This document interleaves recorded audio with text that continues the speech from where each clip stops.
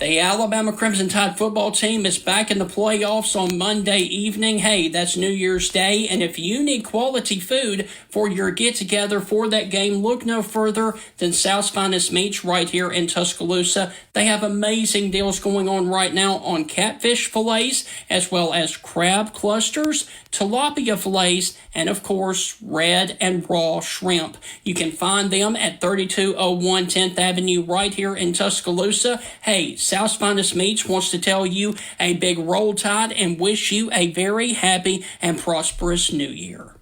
Just ahead on this edition of the Stingray Show, we are going to focus on the Alabama opponents on this edition, as we are going to be joined by a Liberty Flame beat writer to talk about the CM Newton Classic tomorrow up in the Magic City of Birmingham. And then we are going to be talking with a beat writer from Michigan talking about the granddaddy of them all Monday afternoon/evening when Alabama takes on Michigan for a chance to go to the national championship game. That's all ahead on this edition of the Stingray Show. We've got a lot to cover, so let's get things rocking and rolling right here on Tide 100.9. Hi, this is Tim Brando with a reminder. Those of you on Tide 100.9, look out. You're about to feel the buzz of Stingray. This is Stephen Ray, a.k.a. Stingray, coming to you live from Tuscaloosa, Alabama. I'm Heath Hopkins. I'm here in DeSoto County, Mississippi, right outside of Memphis, Tennessee. You know, Mark, I'm going to put you on the spot. Do you feel that responsibility to pay it forward and give some kid a chance coming up in the ranks, kind of like Tony did for you? Why do you think I'm talking to Stingray tonight? Thank you, man. I appreciate that. No, I mean, look, no. Hey, Stingray, here's the deal. When you get involved with Texas, it's like getting married to a stripper. and let me explain this. It looks good. It's kind of sexy on the surface. Yeah. But then you get the baggage, you get the drama, you get all that eventually comes with it. And that's what you get with Texas, and that's what the Big 12 learned. And Heath, any thoughts on our show moving forward? Hey, to everyone in Tuscaloosa listening here on Tide 100.9. With the Stingray Show, if you don't like it, you better learn to love it, because it's the best show going today, baby. Woo!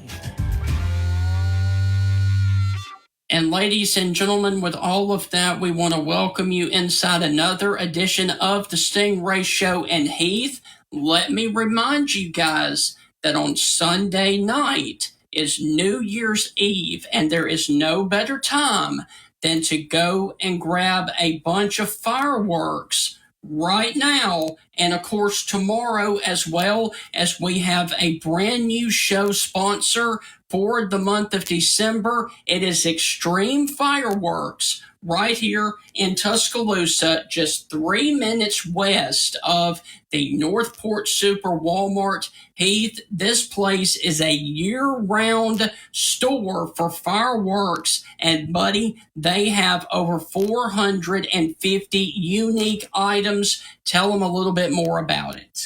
Well, this just isn't a pop-up tent, Stephen. This is an establishment, like you said. It's a store, and it's got 10 more times than what any tent might have. It is definitely worth the drive. It is definitely worth it for the savings. If you just go in there and mention the Stingray Show, they're going to give you a $25 free gift. That's going to be a firework free gift. Yes. And, hey, it's worth the drive. You have more selection, over 450 unique fireworks. It is absolutely amazing. Go check it out for yourself. You will not be disappointed, and the kids will even love you more. And Heath, you forgot to mention the best part.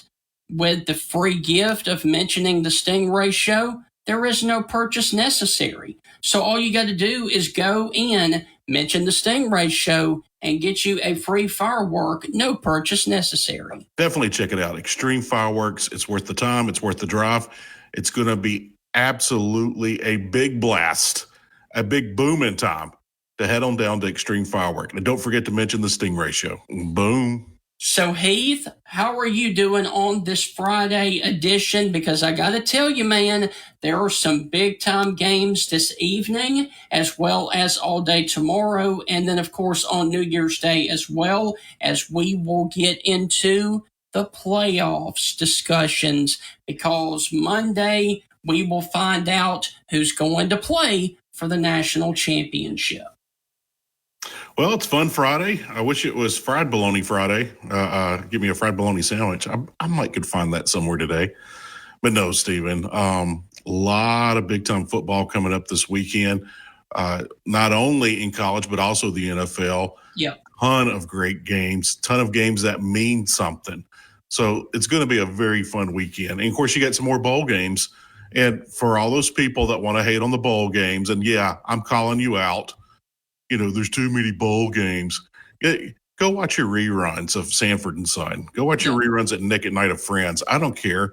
You know, we like football. We like fun. We're going to continue to watch football. So all those are too many bowl games. Just go along and hate on something else. So, Heath, I do want to mention for all of the SEC fans, this evening, immediately as soon as we sign off here on the Stingray Show, 7 p.m., ESPN, the Goodyear Cotton Bowl between MIZZOU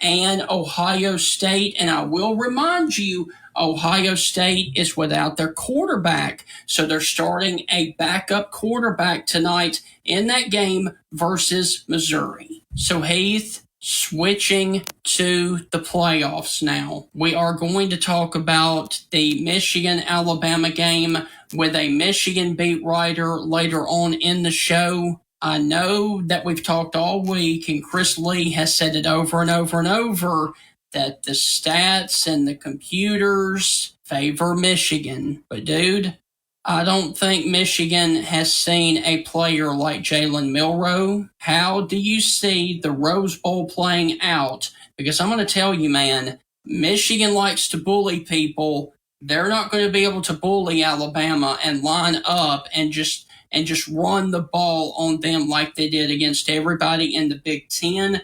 With that, I'm going with Alabama, and Alabama decisively, because when you put J.J. McCarthy in a passing situation, I think that plays into the hands of the Alabama cornerbacks, safeties, and I like Alabama to feast on interceptions and turnovers on Monday. Your thoughts on Michigan, Alabama, and the granddaddy of them all, the Rose Bowl? Ladies and gentlemen, boys and girls, turn up your radio. I believe this game is going to be a rock fight. It's going to be rock'em sock'em robots. It is going to be a brutally vicious bloodbath of a game. Super overly physical football. With that being said, Jim Harbaugh is heavily favored in physical games, but guess what? So is Nick Saban. And that's why I think it's definitely going to come down to turnover, Stephen. But I will say this. I'm with you on that one thing. I do think this game will end up being a blowout because usually overly physical football teams, when one of them gets punched in the mouth and gets a bad break, and let me tell you, both of them are going to get punched in the mouth repeatedly. Yeah. But whenever a bad break happens, it just kind of goes on. If you remember the national championship game with Clemson and Alabama, and Clemson kind of blew them out there, I think it's going to be the same situation in this game. Whoever starts getting those breaks early and starts doing it, I think the other team will just get dejected and fold. So I definitely think this game's a blowout. I don't know which way it's going to go, but I am leaning heavy toward Nick Saban and Alabama winning this game. Okay. On the other side, Texas versus Washington. Dude, I'm telling you what. Washington has issues on defense. Texas can light it up. This may be the highest scoring playoff game that we've seen, because I honestly feel like the last team with the football wins this game. I'm kind of leaning towards Texas in this game, but how do you see the Sugar Bowl Texas and Washington playing out. I think Texas is the better football team. I will be pulling for Washington like the rest of America, but there's another reason why I don't mind Texas winning this game. I would like to see Alabama and Texas in a rematch. I think that was one of the better games of the year. Yeah. But if Alabama can beat Texas, which I absolutely think they can, I think that will show everybody that Bama beat every single team on the schedule without an exception. All right, so Heath, we are going to stop talking about the playoffs right now. We are going to turn our attention to the Liberty Flames, who take on Alabama in basketball tomorrow up in Birmingham. That's on the other side of the break. You're listening to the Stingray Show. We will be back with a Liberty Flames beat writer to talk about the basketball game, and then we will focus on the Michigan-Alabama game in the final two segments of this show. Now, this hour's West Alabama real-time news update from the Tuscaloosa Thread Newsroom. Happy Friday and Happy New Year from Town Square Media. Monday, the coverage starts for the granddaddy of them all. The Rose Bowl will be first up on Monday afternoon, starting at 4 p.m. Our Alabama Crimson Tide goes against Jim Harbaugh and the Michigan Wolverines. And, of course, you can listen to all the coverage on 95.3 The Bear or Tide 100.9. Monday night, the Sugar Bowl will take place. Former Bama offensive coordinator Steve Sarkisian will lead his Texas Longhorns against the undefeated Washington Huskies. Get 24/7 local news coverage and sports updates when you download the free Tuscaloosa Thread app and sign up for twice daily email newsletters. Are you guys looking for a secondary loan, a small business lending, or a consumer loan? Then let me tell you about the Bank of Moundville, established way back in 1907. The Bank of Moundville, located in downtown Moundville, Alabama, is a full-service bank with lending as a premium right now. You can contact the Bank of Moundville, 205-371-2227. Once again, that is 205-371-2227. They are a member of the FDIC and an equal housing lender. Do you guys have a lake or pond that you own but you don't know your fish population? Then you need to contact Honey Hole Fisheries right here in Tuscaloosa County, because they offer fish population analysis to give you a detailed look at how many fish you have in your pond or lake. They can also help you build the pond or lake of your dreams. Contact Honey Hole Fisheries and Jeff Bagwell at 205-799-0192 and let Honey Hole Fisheries design or create the lake of your dreams. Do you guys dream about owning a home or a condominium down on the beautiful beaches of Alabama, say Orange Beach, Gulf Shores, or maybe even Fairhope? Then let me tell you about First Class Real Estate South Home Group's owner, Celeste Hagler. She has brokers down there in the beautiful beaches of Alabama to help you purchase the home of your dreams and to live where you love in the state of Alabama. You can contact Celeste Hagler at 205-861-5698. Contact Celeste Hagler today to help you live where you loved in the state of Alabama.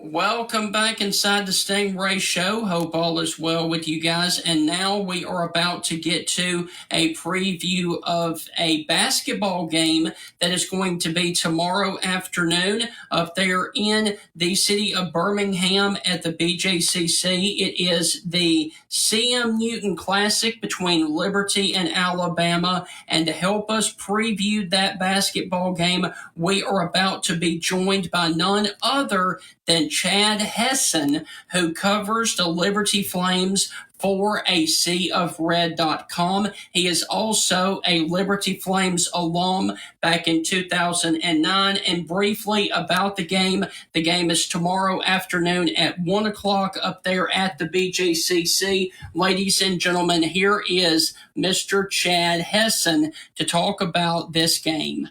Chad, how are things going with you, man? And I got to tell you, it is a huge weekend for the Liberty Flames because basketball plays Alabama, and then, of course, football plays Oregon. Yeah, Stingray, it's probably the most anticipated weekend of my Liberty Flames fan life. Huge basketball game. Saturday, we'll be watching that from the airport as we're flying out to Phoenix for the football game, Fiesta Bowl. So Liberty is going to be on the the prime time stage this weekend, and I really think both of our teams are primed to show well and show the nation what we've been up to the last 4 or 5 years. So excited to be joining you guys anytime you're in SEC country talking about the Liberty Flames. It's always seems to go over well. So appreciate you guys having me on. So, Chad, I do want to go on ahead and ask you, the Liberty Flames basketball team comes in with a record of 10-3 right now. Go on ahead and tell us so far how this team has looked going into this basketball game at 10-3. First of all, we're the highest rated net we've ever been in school history. And we started off really hot, beat teams like Charlotte, had a couple of other good road wins, and then we played some really good teams. We played FAU, who, in my opinion, that's the only game that we've really been kind of outmatched. And they're a Final Four team. I mean, FAU is very good this year. They didn't lose much from a Final Four team last year. Really well coached. So that's the only contest we've had so far that we look completely outmatched. The couple other losses were really against good teams. Charleston, College of Charleston with Pat Kelsey, and a few other losses to good teams. GCU, Grand Canyon, Bryce Drew out there. So we've played some good teams. Weren't able to get a win, but against the GCU team, we were up by 15 or 16 points in the first half.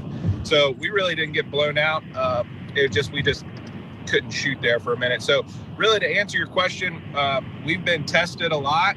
Really haven't got that signature win yet, but FAU's the only team that really looked like the better team for the full game. So interested to get against Alabama here, the 30th, and see what we're working with against a Power 5 school. I don't believe we've played any Power 5s yet. Chad, facing the season in basketball, what is going to be the biggest struggle for the Flames this year? What have you seen so far this season that kind of raises an eyebrow like, we need to work on that. They need to fix that. Yeah, I'm hoping none of the team is watching this because it is honestly, we are bad off the bus. If you remember that term from back in the 90s, we are bad off the bus. What that means is we get off the bus and we do not look like a basketball squad. Both our starting guards are both 5'9", and they're, very small to be division guards. We don't look athletic. I don't know how else to say this. We're very fundamental and that kind of thing. So the layup lines and off the bus, it just doesn't look like it's going to be a good matchup. So what the biggest struggle for us is if there are two very physical guards who can score in the post. Now on the perimeter, we're quick. We can keep everybody in front. Our 2 5'9" guards actually are just dog defenders. They do not let anybody pass them. But in terms of guarding the low post, if they're guards that are active in the low post, we can struggle with that. So that's probably our biggest challenge is just height on the defensive end. Offensively, there are really no weaknesses right now that I've seen through the first stretch. It's just honestly being able to match up defensively with bigger guards. Looking at the squad defensively for Liberty, what's the biggest strength for them? Defensively, it's definitely the system. I mean, it's the Tony Bennett pack line system. I believe Coach McKay was one of the early adopters of the pack line. He went to UVA as an assistant. So he started out at Liberty as a head coach, left Liberty for about 6 or 7 seasons with UVA, and he says he got a master's pack line defense from Tony Bennett. Came back to Liberty in pack line. So the strength of the defense is the system. I mean, you're always going to have help side. You're always going to be, you're always going to be giving up tough twos. So that is the strength. It's just the system. The guys are really well schooled on it. And it is, honestly, points per game. It's always top in the country. It's top half of the country every year. Some years it's very near the tip top of points per game allowed and field goal percentage and that kind of thing. Another strength is defensive rebounding. For as small as we are, we get defensive rebounds, and a lot of that is just positioning in the system and knowing where you're at and being good rebounders. So those are our 2 strengths. I would say is just the system and then defensive rebounding. So, Chad, let's go on ahead and switch sports because the Liberty Flames are 13-0 right now, going into the Fiesta Bowl, like you mentioned, against Oregon. And I will also remind everybody listening, both of these teams average 40 points a game, and they average 500 yards of offense. Chad, how do you see Liberty versus Oregon in the Fiesta Bowl? Because Liberty comes in as a 16.5-point underdog. Yeah, that line's moving too, Stingray. I'm excited about that.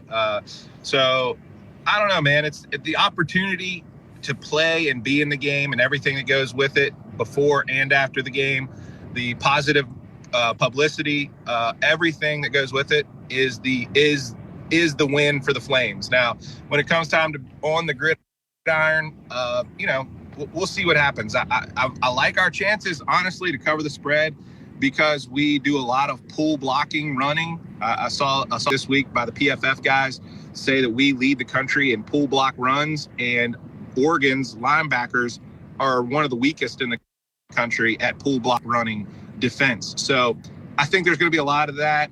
But really, honestly, our big win is just being in the game. We have got so much has let people know how amazing our fans are, how loving we can be, and everything is just kind of falling into place here. And so it's a great opportunity for people to really get to know the real Liberty University and not what is talked about on Twitter too much, too often. Honestly, guys, you take one trip, it is an awesome place with a lot of loving, caring people. We're not the hateful group that people think that we are. And, it's a very, very cool place to fan the Flames. But so the big win for us is being in the game, getting the commercials, getting all the hype that goes with it, and then the opportunity for our players to be a part of something like this. I mean, honestly, that keeps them out of the portal. It keeps our roster together, keeps our coach whenever you have this opportunity. So you guys know right now college football is just chaotic. And so to be able to have a Fiesta Bowl on January 1st, really, I'm certain in several situations has given us a leg up on our roster management. So a lot of big wins for the Flames. Even we haven't even seen the field yet. So we'll take a 19-point loss and get all this other stuff any day of the week. Chad, look, man, thank you so much for taking time out of your busy schedule traveling right there to join us. Have a safe trip and a safe flight out to Phoenix. And if you would, please make sure that the Liberty Flames do very well in the Fiesta Bowl on Monday. And, dude, we will catch up in the new year, my friend. Upsets are known to happen in the Fiesta Bowl. That's Boise State. Appreciate you guys. You guys tell them Merry Christmas and go Flames. Take care, guys. Hey, Chad, you got one back there that doesn't have a seatbelt on. I know. Yeah, we're in a parking lot. Gotcha. Thank you, man. All right, see you. So, Heath, that is going to wrap up the Liberty Flames preview of Alabama tomorrow and Oregon on Monday. When we come back, we are going to turn our attention to the granddaddy of them all, the Rose Bowl game, and talk with a Michigan beat writer. That's on the other side of the break. You're listening to the Stingray Show. We will be right back in a flash with the Michigan preview for the Alabama game on Monday. Steven, I got breaking news. Boom! That's right, man. We got a new sponsor, and it is huge. That is correct. Extreme Fireworks right here in West Alabama and Coker, just 3 minutes west of the Northport Super Walmart, is our December sponsor for the Stingray Show. And this is not like a pop-up tent or a stand somewhere. They carry 10 more times the stuff as those guys do. This is a year-round store, Stephen, and they've got 450 unique fireworks. Stephen, if I said we're shooting off 450 fireworks tonight, That's a fun night, and you can get that with them. That's correct. They are open Monday through Saturday, 11 a.m. until 6 p.m. Once again, that is Extreme Fireworks, just west of the Northport Super Walmart, 3 minutes from that location. And Heath, come by the store and mention the Stingray Show to receive a free firework valued at $25, no purchase necessary. That is a free firework worth $25 just mentioning the Stingray Show. Hey, if you're having an end-of-the-year party, you're getting engaged, you want to celebrate with your baseball or softball team, your Boy Scout, Girl Scout troop, get the sparklers, get the smoke bombs, get something fun, get something that they will enjoy and that everyone will remember, because it's a big booming time. And that is Extreme Fireworks, the official sponsor of the Stingray Show.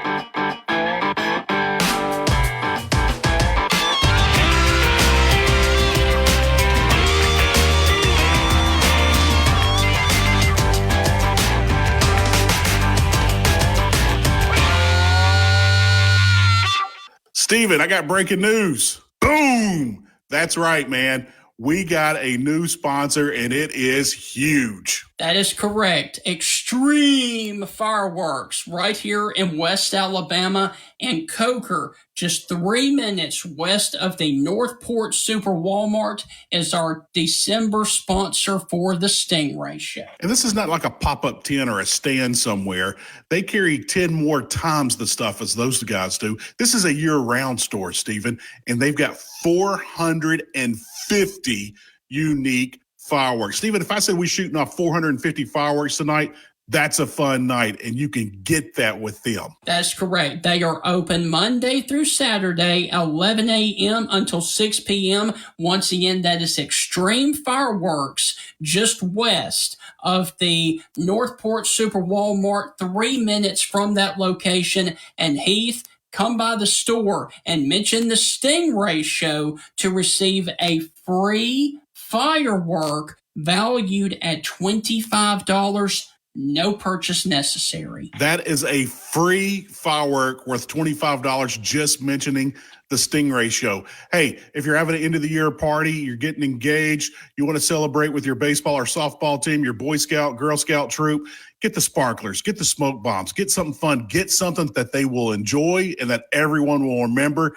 because it's a big booming time. And that is Extreme Fireworks, the official sponsor of the Stingray Show. Welcome back inside the Stingray Show. Hope all is well with you guys. And we are doing a cell phone interview now with our next guest, who is a reporter for the Michigan Wolverines. He is a beat writer for the Ann Arbor News as well as M Live Media Group. Ladies and gentlemen, coming to us from sunny Los Angeles in preview of the Michigan-Alabama game, here is Mr. Aaron McMahon. Aaron, how are things going with you as you guys prepare for the Michigan-Alabama game there in the Rose Bowl?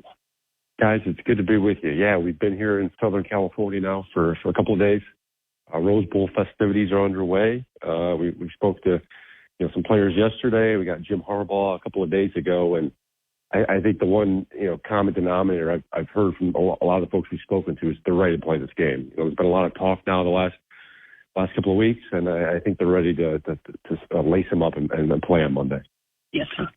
Aaron, I believe that this game is going to be a rock fight. I believe it's just going to be brutal, sock them in the mouth, repeated brutality, just a bloodbath of a game. Am I wrong on that assumption?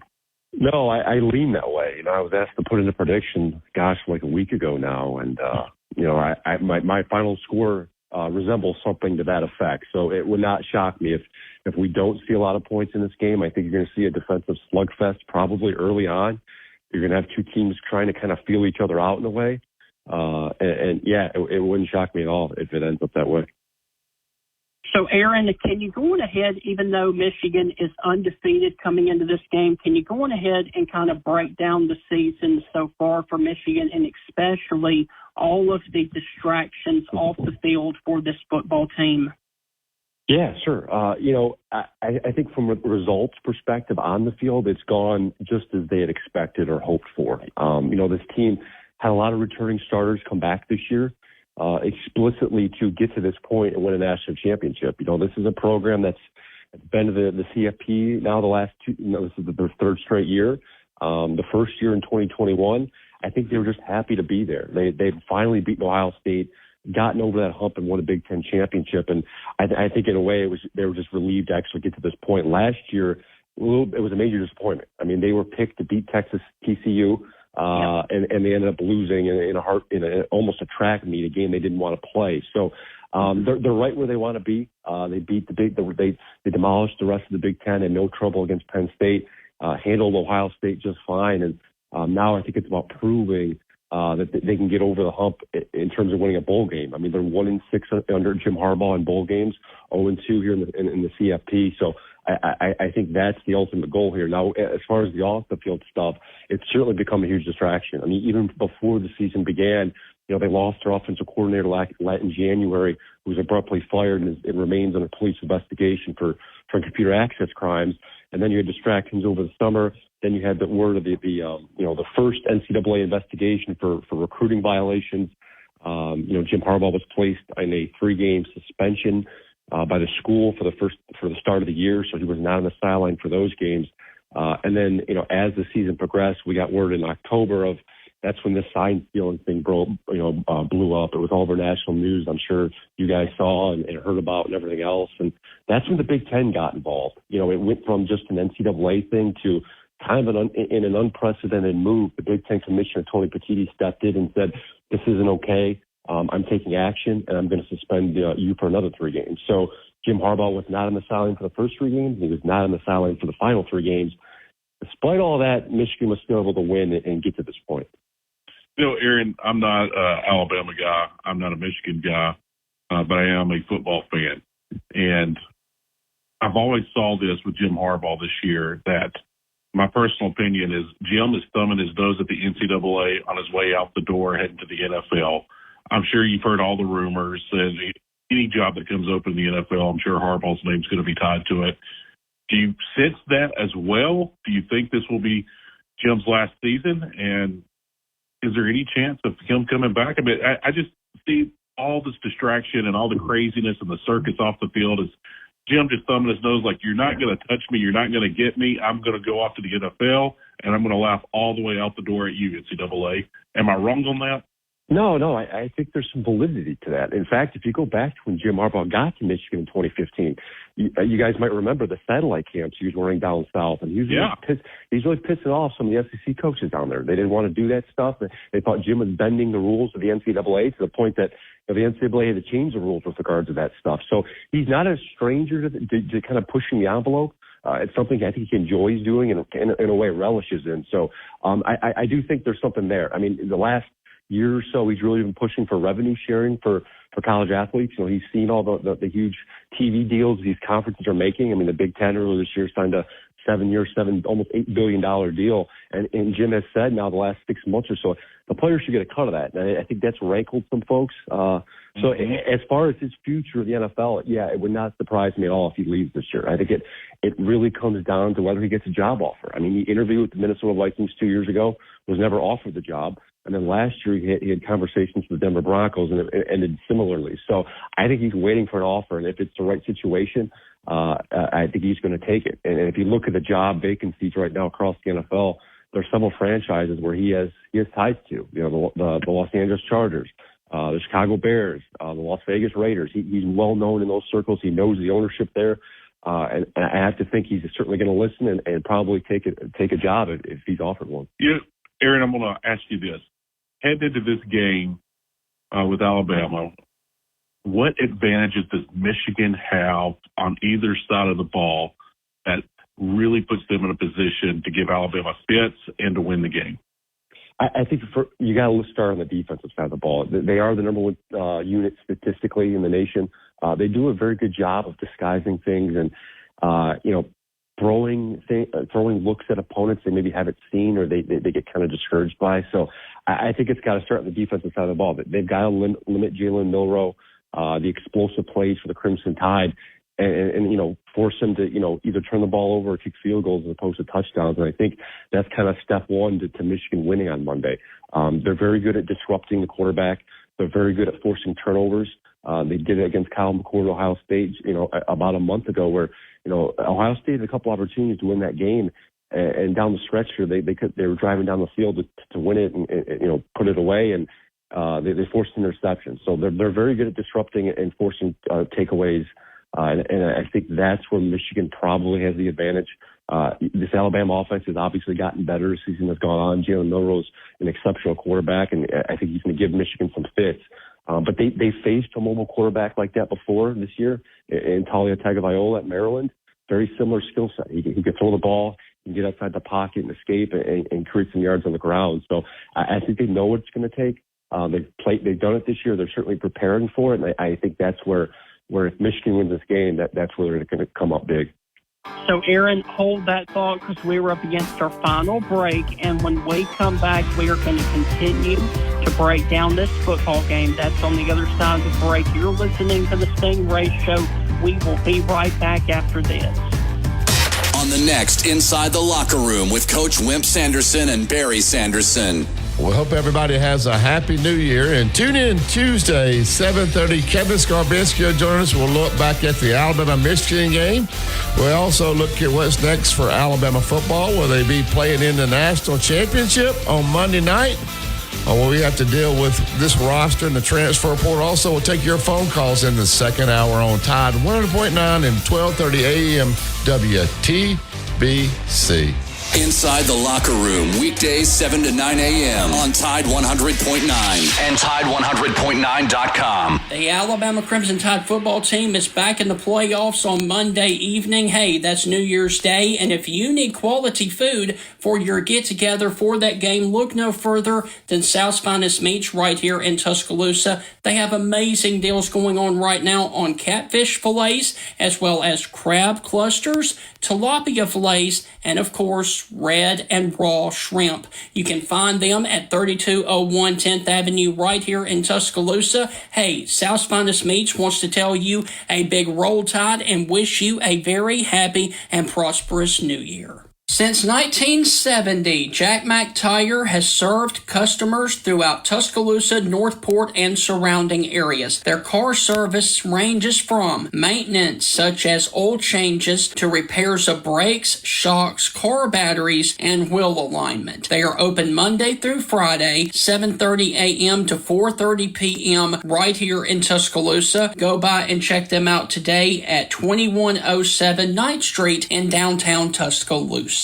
How would you guys like to try a caramel cookie butter hot chocolate? Hey, you guys ordered the Blitzen so much at Strange Brew Coffee House over the holidays until Strange Brew made the Blitzen a permanent addition to Strange Brew Originals. Hey, it's cold outside, it's wintertime, you probably need a pick-me-up or maybe even something to warm you up.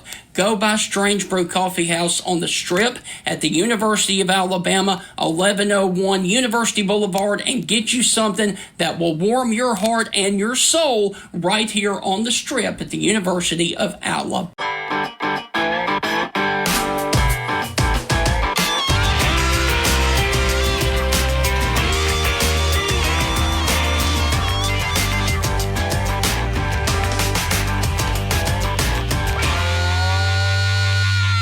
Welcome back inside of our final segment right here on the Stingray Show. Our guest this evening is Aaron McMahon from the Ann Arbor News, covering the all things Michigan Wolverines. Before the break, we were talking about the Michigan defense versus Jalen Milroe and the Alabama offense. Aaron, when you flip it and go Michigan's offense versus Alabama's defense, how much of a factor do you think Michigan is going to have running the ball against that very stout Alabama defense? That's the number one question I think I have with this Michigan team.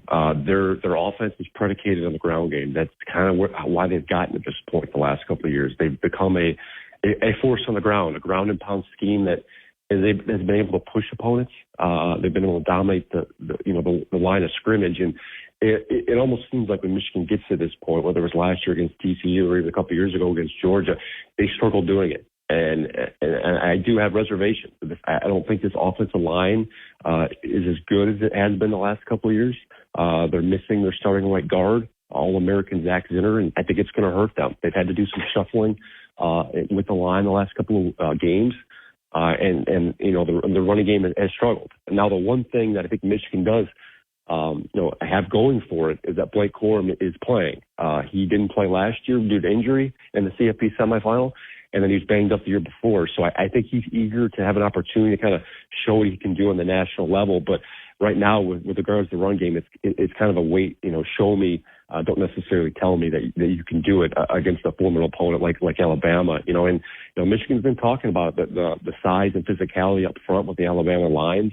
It's something they probably haven't seen all season long, and I think they're going to have to move some folks and create some opening lanes, because I think that's where Blake Corum is most effective, when he has some running room, when he can make a cut or two and break into the open field.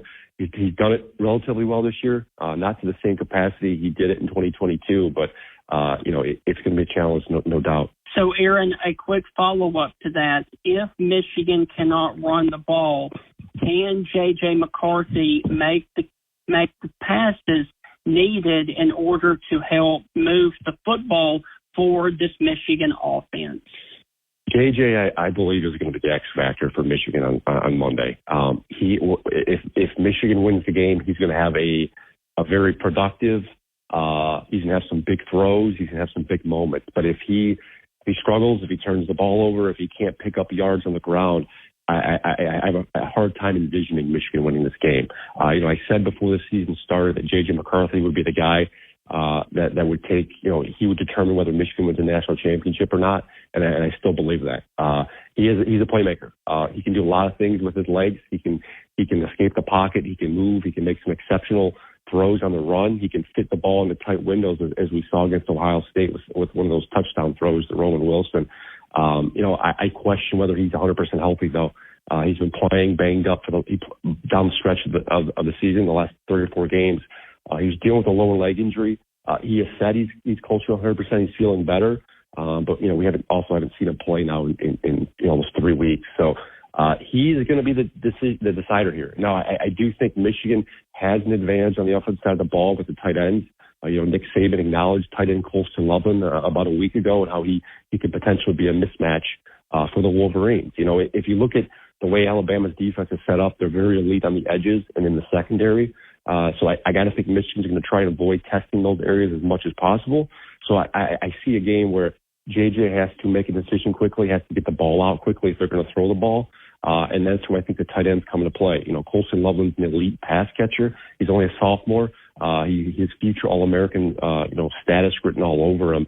And then you've got a graduate student that they brought in through the transfer portal in the offseason, A.J. Barner, another tight end from Indiana. He's had a big year and really become an important piece to the Michigan offense, especially this season has progressed. So I think those two tight ends in the passing game are going to be key and important to watch. Aaron, if this game comes down to special teams, who do you think has the advantage between Michigan and Alabama? I think Alabama. Their kicking game seems to be elite. They got a really good field goal kicker, something Michigan had last year, but Jake Moody, they lost to the NFL. And their kicker's been relatively good this year. James Turner transferred from Louisville, but I don't think he has as strong of a leg as Alabama's kicker has. So I think Michigan, when they get into opponent territory inside the 40, I think they're more likely to go for it than kick a field goal. So I do think Alabama probably has the edge on special teams, which is difficult to say because Michigan's had an elite special teams unit the last couple of years. They're just working with new guys this year, so I give that edge to the Crimson Tide. Aaron, I've got 2 questions left for you. The first one is, moving off of this game just for a second, would you give us your thoughts on the Big Ten expanding next year, please? Yeah, it's a hot topic, in the North. It's been, discussed now for about a year. Folks have differing opinions on it. I think you've got the traditionalists who, necessarily don't want some of the Pac-12 teams coming in. I think they want the Pac-12 and the Big Ten separate. But you've also got the realists too say that college football is a changing game, right? It's all about money now. It's all about getting some of those bigger brands and bigger schools, bringing them into the fold and strengthening your conference. Now, I will say, top to bottom this year, the Big Ten was not very good. I think in football, it had a down year. Penn State was average. Ohio State was probably below average to what we expected them in recent history. So I think the competition will be welcomed. I think maybe, I don't necessarily know if the travel will be, especially for some of those Olympic sports where you've got to crisscross the country for one game on a Wednesday night. So it's going to be interesting. There's going to be a lot of travel involved, probably a lot of headache, at least early on, trying to figure things out. But it's going to create some interesting matchups. I mean, Michigan has a long, storied history with USC. They played Washington in previous years, and then you throw in Oregon and UCLA into the mix, and it should be a lot of fun. Aaron, I do want to ask you I'm going to put you on the spot. If you would, give us your prediction, Alabama and Michigan in the Rose Bowl game, the granddaddy of them all. Who do you have making the national championship game? Yeah, I think I foreshadowed it earlier when I was talking to you guys about, the closeness of the game. I lean Alabama. I think I said 21-17. I think it's going to be a knockdown, drag-out fight. I don't see a lot of scoring early on. I anticipate, probably a lot of punts, a lot of, maybe a couple of turnovers. But it's going to come down to, it sounds cliche, but who makes fewer mistakes, right? Probably who wins the turnover battle, who can force the other team into short yardage situations where you can tack on points late. Both of these teams have very good elite defenses. I question whether Michigan legitimately is the number one defense in the country just based on, some of the offenses they went up against in the Big Ten. And then, part of me wonders if the Alabama defense is a lot better than the statistics say. They've got essentially 4 first-round picks on that side, a lot of playmakers. So I'm looking forward to a good game. I think it should be competitive. I don't think either team is going to run away with it. But given Michigan's inability to win on the big stage, in past, and some of the injury situations, the offensive line, and potentially J.J. McCarthy, I'm going with the Crimson Tide. And my fun question for you as we head out the door: are you going to go check out the parade? I was thinking about it. The issue with that is it's in the morning, right before the game. So in Pasadena, it's probably a good 45 minutes from where we're at. So if I do that, I've got to go there early in the morning and pretty much hang out there all day, which would make for a long day. I'm leaning toward going, but we'll see if I can, get up that morning. It is New Year's Day, so we'll see. So, Aaron, look, man, thank you so much for joining us to give us your take on all things Michigan football. And, man, go Blue. Good luck to you guys on Monday, and Happy New Year, sir. Thanks for having me, guys. So, guys, that is going to wrap up this edition of the Stingray Show. We hope that you guys have thoroughly enjoyed it with Chad Hessen and then, of course, Aaron McMahon talking about the Liberty Flames against Alabama tomorrow, and then, of course, Michigan and Alabama on Monday. And Heath, I do want to mention we have a little bit of a programming note about the Stingray Show. We will not be back until Tuesday evening because of an Alabama post-game show after the semifinals on Monday evening. So no Stingray Show on Monday, and we will see you guys on Tuesday evening of next week. And Heath, when we see them again, it will be in 2024. Man, yeah. There was one thing I meant to ask Aaron, and I just thought about it. What I mentioned earlier in the show, I've mentioned on the show several times.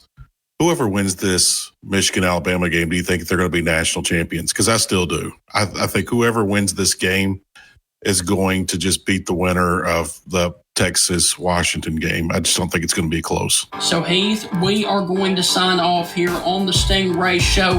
Happy New Year, everybody. Go out there and get your fireworks from Extreme Fireworks here in Tuscaloosa. And, Heath, let's go on ahead and do it together, my friend. We are out.